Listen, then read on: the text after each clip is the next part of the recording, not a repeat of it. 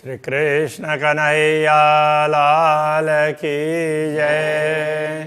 श्री निजानंद स्वामी की, श्री प्राणनाथ प्यारे की। महामत देखे विवेक सो, हक वस्त्र और भूषण, सब अंग शोभा अंग की, जो दिल रुआए रोशन। ज्यों दिल रुआए रोशन। श्री कृष्ण कन्हैया लाल की। 19वां प्रकरण पूर्ण ब्रह्म परमात्मा के यौवन, उनकी पूर्णता, तो उसमें अपार जोश होता है। तो उस जोश का और उसके साथ में उनका मुखारविंद, और मुखारविंद के साथ साथ में बीड़ा, और उस समय के कैसा दिखाई देता है ऐसी छवि, उनका विवरण इस प्रकरण के अंतर्गत दिया गया है। फेर फेर पट खोले हुकुम, निस्वत जान रोहन। कहते हैं कि अक्षरातीत धामधनी का आदेश है ना, वो बार बार पट को खोल देता है। क्यों? ब्रह्मात्माओं को पूर्ण ब्रह्म परमात्मा की अंगना समझ करके उनके हृदय में तो किसी प्रकार का पट नहीं होना चाहिए, ऐसा सोच करके उस पट को हटा देता है। अब ये भी कैसा होता है कि ये पट बार बार आता है, फिर हटाते रहते हैं। तो जैसे हटा करके पूरा हो जाए फिर तो कोई बात नहीं है, किंतु तो बार बार आवरण ढकने के लिए प्रयत्न करता रहता है। हक मुख अंग इश्क के ले देखिए, अरसा अंग तन। जब पट दूर हो जाएगा तो पूर्ण ब्रह्म परमात्मा के मुखारविंद का प्यार, तो इसको लेकर के पूर्ण ब्रह्म परमात्मा के पूरे स्वरूप के दर्शन करो, ऐसा करके कह रहे हैं। हक वर्णन जिमी सुपने, हुकुम है कया नेक सोए। पूर्ण ब्रह्म परमात्मा का वर्णन इस भूमि में किया है तो अक्षरातीत धामधनी के आदेश से ही, फिर भी यहाँ के अनुरूप थोड़ा कहा गया, अब यह ज़्यादा नहीं बताया जा सकता। हक इश्क एक तरंग से, रूह निकस न सके कोई। वैसे देखा जाए तो पूर्ण ब्रह्म परमात्मा के प्रेम का तरंग वो तो चारों तरफ फैले हुए हैं, तो उनमें से एक छोटे से तरंग में भी ये आत्मा वो उसमें वो जाती है ना, डुबकी मारती है, तो तरंग तो इधर से उधर ले जाती है ना। तो इस तरह से आत्मा तो वहीं इधर उधर घूमेगी, उससे बाहर निकल ही नहीं सकती है। जैसे समुद्र में, समुद्र के तरंगों के चपेट में कोई आ जाए तो फिर वो बाहर नहीं निकलता, तो उसी में ही तो गोता खाता रहता है। तो ये आत्मा भी तो उसमें वो झूलती रहती है, उससे मस्त रहती है। कहने का तात्पर्य यह है, थोड़ा सा भी उसको मिले तो उसमें वो मस्त रह जाती है। सुंदर मुख मासुक का और अंग सवे सुंदर। पूर्ण ब्रह्म परमात्मा का मुखारविंद बड़ा सुंदर है, तो इसके साथ साथ उनके अंग प्रत्यंग सभी सुंदर है। सो क्यों छूटे आशिक से जब चुभे हैड़े अंदर। ऐसा स्वरूप पूरे अंग प्रत्यंग जब ब्रह्मात्माओं के हृदय में अंकित हो जाते हैं तो फिर वो उनसे छूटते नहीं हैं। क्यों कहूँ मुख की सलू की। पूर्ण ब्रह्म परमात्मा के मुखमंडल की सुंदरता का क्या वर्णन करें। और क्यों कहूँ सुंदरता, तो सलू की तो और सुंदरता तो ये एक जैसी बातें हैं बनावट के हिसाब से। तो उसमें वो ये सलू की ऐसा कहा, वो भी सुंदरता ही है। उसकी क्या बात बताएं। ए आशिक जाने माशुक की, जिन घट लगे ए घाय। अनुरागिणी आत्मा ही पूर्ण ब्रह्म परमात्मा के स्वरूप को समझ सकती है कि जिनके हृदय में उनके विरह की पीड़ा है, उस वो चोट पहुंची हुई है, वही इस बात को समझ सकती है और वही दर्शन के लिए लालायित होती है, बाकी हर कोई नहीं हो पाता है। मुख चौक सलू की क्यों कहूँ, कछु जाने रूह के नयन।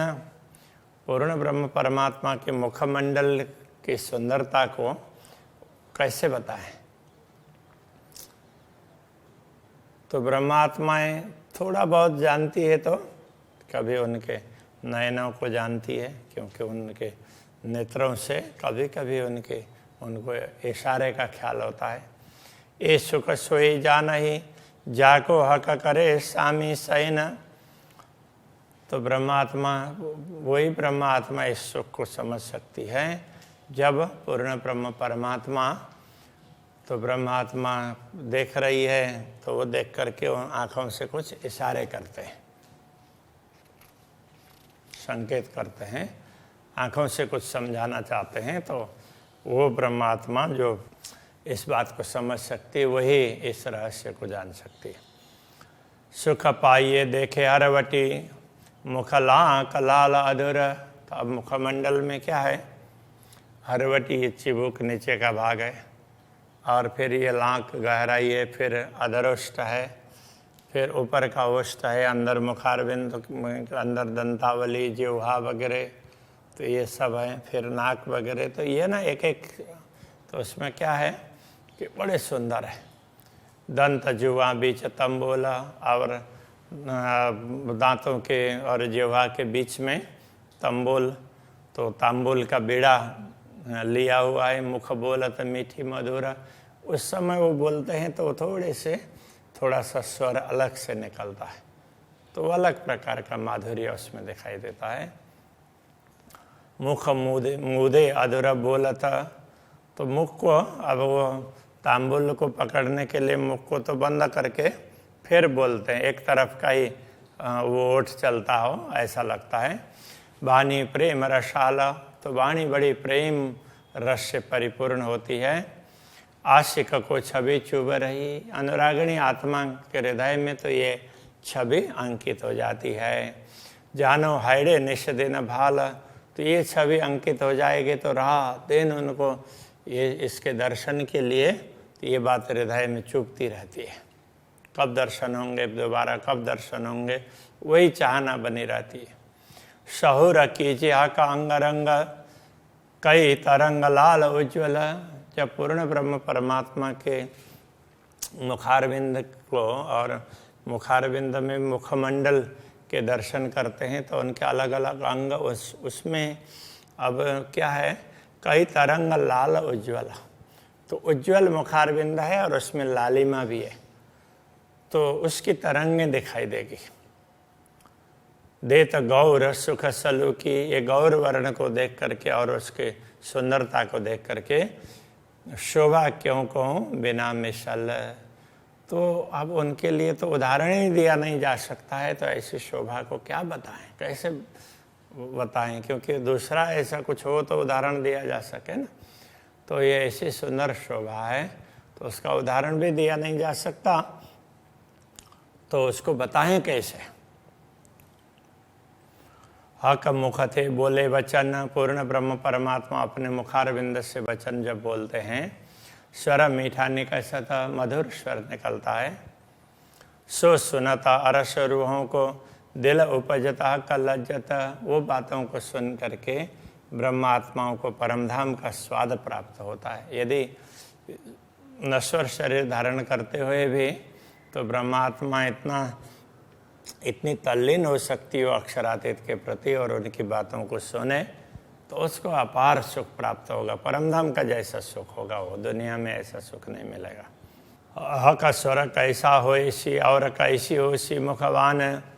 तो अनुरागिणी आत्मा के हृदय में क्या हो बना रहता है, अक्षरातीत धामधनी के मुखारविंद का स्वर कैसा होगा और उनके मुखारविंद की मधुर वाणी कैसी होगी, ये जानना चाहती, सुनना चाहती। सुख बातें क्यों कहूँ रसना। तो ये रसना से उनसे प्राप्त होने वाले सुख की बात क्या करें। चाहे दिल सुनने सुभाना। तो ये दिल है तो वो पूर्ण ब्रह्म परमात्मा की वाणी को सुनने के लिए हमेशा लालायित रहता है। हक नेक नयन मनोरथ हो तरु सुख अपार। जब पूर्ण ब्रह्म परमात्मा अपने ब्रह्मात्माओं के प्रति दृष्टिपात करते हैं तो जरा सतिरछी दृष्टि करके दृष्टिपात करते हैं, हो तरु सुख अपार, तो उस समय ब्रह्मात्मा को अपार सुख प्राप्त होता है। तो बात कहे सुखा कके सो क्यों कहूँ सुख सुमारा। तो पूर्ण ब्रह्म परमात्मा से प्राप्त होने वाले सुखों की बात तभी कही जा सकती है, सो क्यों कहूँ सुख सुमारा। तो उनका कोई पारावार हो ना, सुमार हो तो ही, उसका कोई पारावार ही नहीं है, इसलिए उसको बताया भी नहीं जा सकता है, ऐसा कहना चाह रहा है। एक रोम रोम हक अंग के सब सुख के अम्बारा। तो पूर्ण ब्रह्म परमात्मा के एक एक रोम, उससे भी सुख ही सुख टपकता है, सुखों का अंबार है, खजाना है पूरा सुखों का, जिसको उसको क्या बोलेंगे, बहुत बड़ी राशि है सुख की। तो सुख स्वरूप नख शिकल हो। तो ऐसे सुख स्वरूप पूर्ण ब्रह्म परमात्मा का नख से लेकर के शिखा पर्यंत सारे अंगों का उसमें विचार करना हो तो रूहें कहा करे दिल विचार। तो ये ब्रह्मात्मा अपने दिल में क्या विचार कर पाएगी, पूरा तो विचार भी नहीं हो सकता है। तो जिसको देखा और उसी में मस्त हो जाते हैं। ज्यों रोम स्वप्न के अंग को त्यों रोम न अरस अंग पर। तो जैसे स्वप्न का शरीर है उनमें रोम होता है, तो परमधाम के शरीर में ऐसे रोम नहीं होते हैं। सब अंग इसक वास्ते रोम रोम कहे यों कर। तो उसमें पूरे अंग में प्रेम भरा हुआ होता है, ये समझाने के लिए रोम रोम की बात कही गई है। वास्तव में ऐसे रोम नहीं होते हैं, तो उसके लिए कहना पड़ेगा कोष कोष में ऐसा, वो भी कोष भी ऐसे अलग अलग नहीं होंगे, लेकिन दुनिया के हिसाब से ऐसे बताना पड़ता है। तो पूरे शरीर में प्रेम छाया हुआ है, तो उसके लिए क्या बताया जाए। तो दुनिया में तो यही शब्द है, इसलिए कहते हैं। वैसे परमधाम में वो रोम नहीं होते हैं। अरस पशु या जानवर रोम हो तिना अंग। परमधाम में पशु या पशु पक्षी उनके रोम होते हैं, उनके अंगों में। रोम न रूहों अंग पर रूहों अंग जानो अरस नंग। ब्रह्मात्माओं के अंगों में तो रोम नहीं होते हैं, और उनका अंग तो ऐसा समझना जैसे कोई रत्न हो, रत्न के हो। और आगे कहेंगे रत्न भी वैसे नहीं है, वो तो अलग ही वस्तु है। तो जैसे ये रत्न में कहीं खड्डे उड्डे नहीं होंगे, सारा एक जैसा होता है ना, ऐसे ब्रह्मात्माओं का शरीर इस प्रकार का बड़ा सुंदर होता है। जबेर पैदा जीमी से यूँ अर्श में पैदा न होता। जैसे भूमि में अलग अलग स्थानों में, इस दुनिया में तो अलग अलग स्थानों से रत्न पैदा होते हैं ना, तो ऐसे परमधाम में कहीं से रत्न पैदा होते हो ऐसा नहीं है। वो कहाँ से है, वो श्री राज्य के अंगों से है, ये कहते हैं। एक खूबी हका जहूर की, ये तो सब श्री राज्य के स्वरूप के प्रकाश की खूबी है, विशेषता है। सो लिए खड़ी सदा ज्योत, वो हमेशा उसमें प्रकाश ही होता है, चिन्मय प्रकाश होता है श्री राज्य के स्वरूप में। तो उसकी ही ये विशेषता है, उसी से रत्न वगैरह लगते हैं। या को नंग निमुना ना दीजिए अरस रोहें वायदत। तो परमधाम की आत्माएं वो तो पूर्ण ब्रह्म परमात्मा के अद्वैत स्वरूप है, उनके अंग से भिन्न नहीं है, इसलिए उनके लिए किसी रत्न का उपमा देना भी ठीक नहीं है। तो अब क्यों दिया जा रहा है, इन्हें मिसाल न कोई ला गई, इनके लिए दूसरा कोई उदाहरण लगता ही नहीं है इनके लिए। जाकी हका आदि जात अनश्वत, जिनका जो पूर्ण ब्रह्म परमात्मा के अंग ही हैं, तो उनसे अलग है ही नहीं, इसलिए उनके लिए तो रत्न का उदाहरण देना वो भी ठीक नहीं होता है, उनके लिए ऐसा कोई उदाहरण लगता ही नहीं है। जो देव निमुना अरस का तो रो लगत न कोई बात। यदि परमधाम के किसी किसी भी वस्तु का उदाहरण देते हैं तो भी ब्रह्मात्माओं को उनके लिए ब्रह्मात्माओं के समान वो नहीं हो सकते, क्योंकि ब्रह्मात्माओं के अंग से वो सब है, परम धाम है। रुए अंग हादि अंग का जाता। देखो ब्रह्मात्माएं तो श्री श्यामा जी के अंग स्वरूपा है और श्री श्यामा जी पूर्ण ब्रह्म परमात्मा की अंग स्वरूपा है, तो उनको परमधाम के दूसरे दृश्यों का उदाहरण नहीं दिया जा सकता, उनको तो श्यामा जी और राज्य का ही उदाहरण दिया जा सकता है, तो उधर से संबंधित है। तीर्थ छाड़ने का जो मुशक्कत, अब वो बता दिया कि कैसे समझना चाहिए, तो अब तो उनके स्वरूप की सुंदरता की बात कर रहे हैं।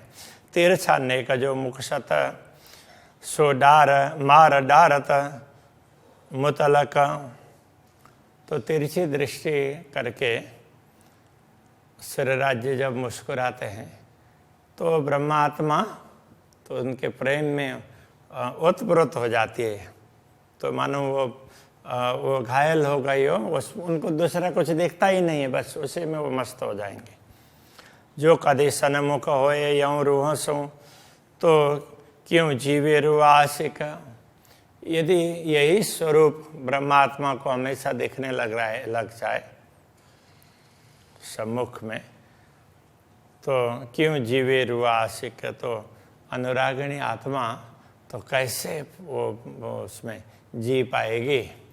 तो ये दुनिया के लिए कह रहे हैं, तो शरीर कैसे धारण कर पाएगी। ऐसे स्वरूप के दर्शन कर लिया तो परमधाम की आत्मा है वो भी प्रेम में ओतप्रोत हो जाती है, तो फिर ये आत्मा तो कैसे जी पाएगी, उसको तो ये शरीर धारण ही नहीं कर पाएगी, छोड़ करके अपने मूल में जागृत हो जाएगी, ये कहना चाह रहे हैं। आशिक अटके सब अंगों देख देख रूप सलूक, अनुरागिणी आत्मा पूर्ण ब्रह्म परमात्मा के रूप की सुंदरता देख कर करके जिन जिन अंगों को देखती है बस उसी में उनकी दृष्टि स्थिर हो जाती है। फिर अक्षराते धामधनी चाहते हैं, फिर दूसरा अंग दिखाते हैं, बाकी जो देखा उसी में वो मस्त हो जाएंगे। ये नेक अंग के सुख में रुआ हो जाता टूका टूका, किसी एक अंग के छोटे से एक अंग के सुख में ही तो ब्रह्म आत्मा तो उसी में टूक टूक हो जाती है, तो उसी से ओतप्रोत हो जाती है, उसी प्रेम में मस्त हो जाती है। सब अंग देखे रस भरे प्रेम के सुख पूर्ण, सारे अंग ये रस से परिपूर्ण है, पूर्ण ब्रह्म परमात्मा के ऐसे ही दिखते हैं। प्रेम के सुख पूर्ण, वो प्रेम सुख से पूर्ण है, प्रेम ही प्रेम भरा हुआ है। रुआ सोई जाने जो देखई ए पीवत रस मोमिन, तो जो इन दृश्यों को देख सकती है वही आत्मा इस रहस्य को समझ सकती है। तो ब्रह्मात्मा तो इसी रस को पीती रहती है, इसी प्रेम रस को, और मस्त रहती है। गौर गाल मुख उज्ज्वल, तो अक्षरातीत धामधनी का मुखार बिंद बड़ा उज्ज्वल है, गाल है बड़े गौर है। माए गहरी लाल कले, और मुखार बिंद में भी अदरुष्ट और उसमें भी वो गहरी लालक, मतलब ये केवल उसमें नहीं पूरे मुखमंडल में लालिमा है, तो कहीं अब ओष्ठ में गहरी होगी, गाल में थोड़ी गहरी होगी, बाकी मूल में दूसरी जगह पर थोड़ा कम, इस तरह से नहीं बड़ी सुंदर होगी। ये जुवा सुख शोभा क्यों कहे, हक अंग अरस अंग हक के, तो ये जिह्वा तो पूर्ण ब्रह्म परमात्मा के परमधाम के स्वरूप के अंगों का वर्णन कैसे कर पाएगी, उस सुख को क्या बता पाएगी, बता ही नहीं सकती है। रूह आशिक जिना अंग अटकी, अनुरागिणी आत्मा अक्षरातीत धामधनी के स्वरूप को देखते हुए जिन अंगों में अटक जाती है, छूटा तनाई क्यों कर, उससे वो हट नहीं सकती, तो उसमें वो देखते देखते वो उसमें खो जाती है, ये कहने का तात्पर्य है। एक किसी बातों आशिक सो अंग मासुक जुदे ना होए, किसी भी प्रकार से कितना भी प्रयत्न करें, ब्रह्मात्मा किसी भी प्रकार से प्रयत्न करें तो भी जो अंग देख रही है तो उससे वो छूटता नहीं है। जब अक्षरातीत चाहते हैं तभी दूसरा अंग दिखा देते हैं, फिर उसको दूसरा दिखाई देता है, ये कहना चाहते हैं। जेते अंग माशूक के रूह आशिक रहे तिन माहे। तो पूर्ण ब्रह्म परमात्मा के जो भी अंग हैं, जितने अंग हैं, तो ब्रह्मात्मा एक एक करके उसी में खोई हुई रहती है। रूह आशिक और कहो नाटी के अनुरागिणी आत्मा की दृष्टि दूसरे स्थान पर तो कहीं टिकती नहीं है। उसको कहीं भी कुछ भी दृश्य देखें, दुनिया में अच्छा से अच्छा देखें तो भी उससे उसको संतोष नहीं होता है। अपने अंग में भी नाई, वो अपने अंग में भी उसको संतोष नहीं होगा। वो तो हमेशा राज्य के ही अंगों का दर्शन करना चाहती है। तो ये प्रेम है, तभी इनको अनुरागिणी आत्मा कहा है। तो ऐसे अक्षरातीत धामधनी का सुंदर स्वरूप है, खास करके मुखारविंद, उसकी बात कर रहे हैं।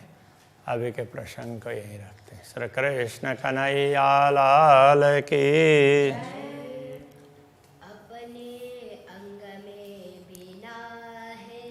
अपने अंग में भी ना है, जीते अंग मासुक के।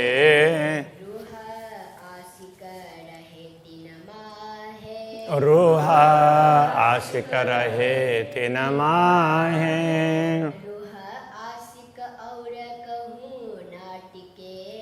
रूह आशिक और कहूँ ना टीके।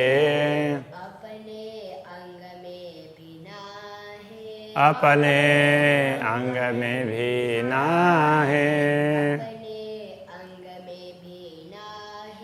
अपने अंग में भी ना है।